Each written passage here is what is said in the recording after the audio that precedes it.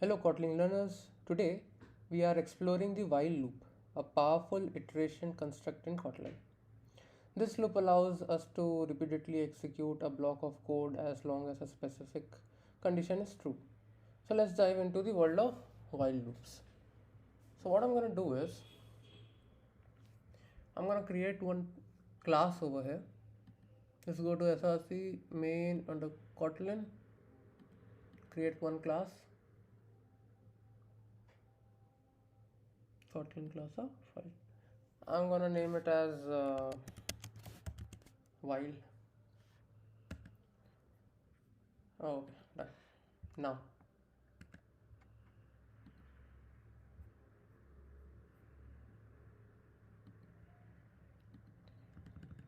what I'm gonna do over here is the first example we are gonna take it is with the basic while loop. So what I'm gonna do, I'm gonna say fun. I'm gonna create a function. I'm gonna say basic while loop. Then what I'm gonna do, I'm gonna declare a variable of suppose count. Then I'm gonna say while count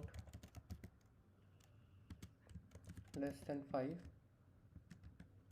I'm gonna say println count $count. Done. Now we need to increase the counter. So count plus plus. So count plus plus is more or less equal to count is equal to count plus 1. It's same as this. And this is the comment.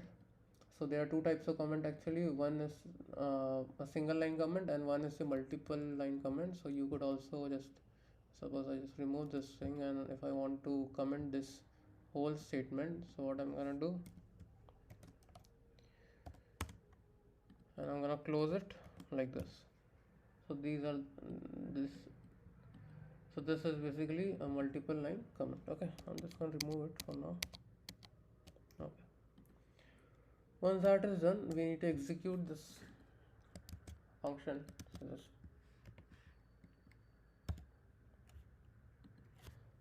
okay. So what I could do is uh, just sorry, just go over here.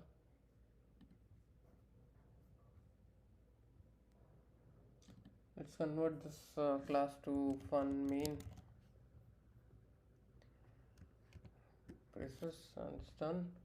And let's execute this current file. Okay.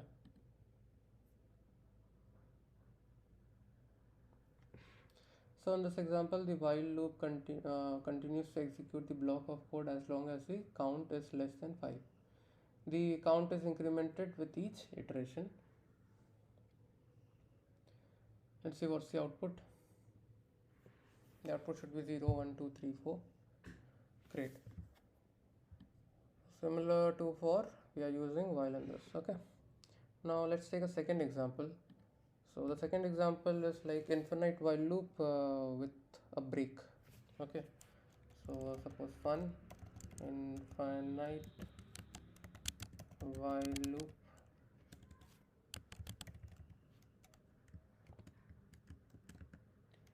Now let's take a variable x, then let's do while.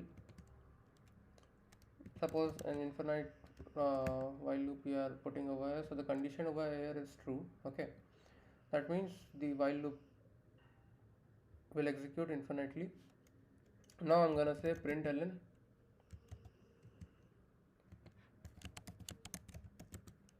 value of x. Then what I'm gonna do, I'm gonna say x plus is equals to 2. So what this statement means is x is equals to x plus 2. So this statement is equivalent to just the short form. It's just a short form. Okay, so x plus is equals to 2, That means we are incrementing in each iteration, we are incrementing the value of x by 2. And if x is suppose greater than 10, then I'm gonna call break. Okay, so what will happen, since the condition is true and the value of x is 1, I'm gonna print the value of x1 and I'm gonna execute this statement, that is x value is 1 and we are incrementing it by 2, then the x value is 3. The compiler will try to execute this condition, so 3 is greater than 10, that means it's a false statement. Then again the compiler will try to execute this statement, sort of like this. Okay, so let's see what's the output for this. So here we have an example of an infinite while loop. We use the break statement to exit the loop when a specific condition is met. In case the x value is greater than 10, then break is called and we get out of the while loop. It's sort of like this: 0 1 2 0 1 2. Oh, sorry, I need to copy and paste this thing. I need to execute this function.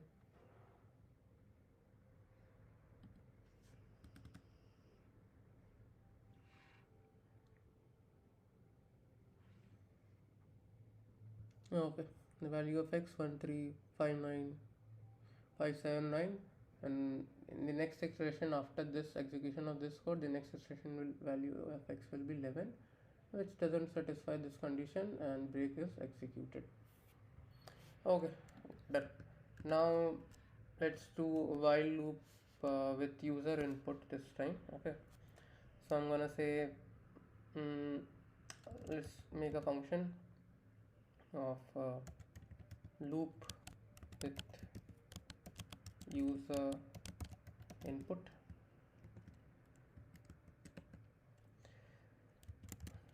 Let's create a scanner. Okay, so what is a scanner? Scanner is basically used not even in Kotlin but also in Java to take an input. Okay, take an input from the user. Scanner system dot string dot in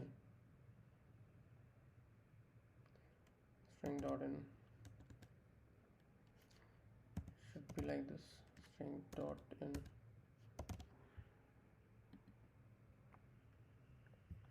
Just press this thing, press option enter, press the first option. So if you see this library is basically imported, which is used for the scanner class. Okay, and I see an error over here. What is? Let's try to wrap this thing.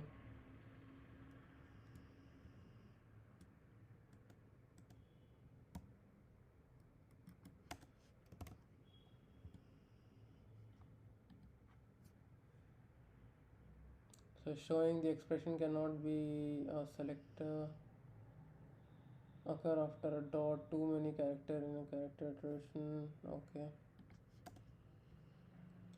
I don't see any problem with this. So val scanner is equals to scanner. Okay, got it. So here it's system.string, system.in, done. Now what I'm gonna do is I'm gonna take the user input. So I'm gonna say var user input. Then I'm gonna say it should be a string, suppose. Okay, done. So by using this,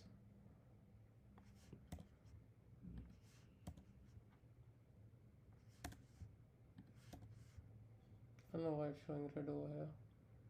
Expecting an element. System dot in.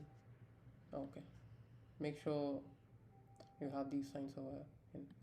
Okay, so by using scanner, what happens is we will be able to write the input, and that input we are going to save it in user input. Okay, so these are the two variables. One is a constant, that is we have used val, and for the other we have used var. And then what I'm going to do, I'm going to say while let's do an infinite loop. While true, I'm going to say print enter sorry. So if you see, I have not used println, but rather I am using print. Okay, enter a word or exit to quit.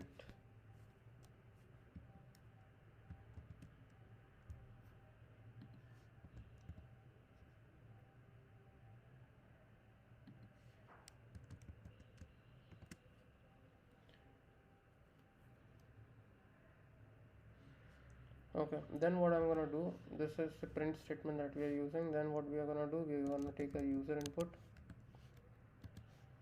is equals to scanner dot next line. So next line is basically used to take the input. Okay, now we are assigning the value, whatever value we are gonna put, we are assigning it in the user input. Once that is done, we are gonna check if user input dot to lowercase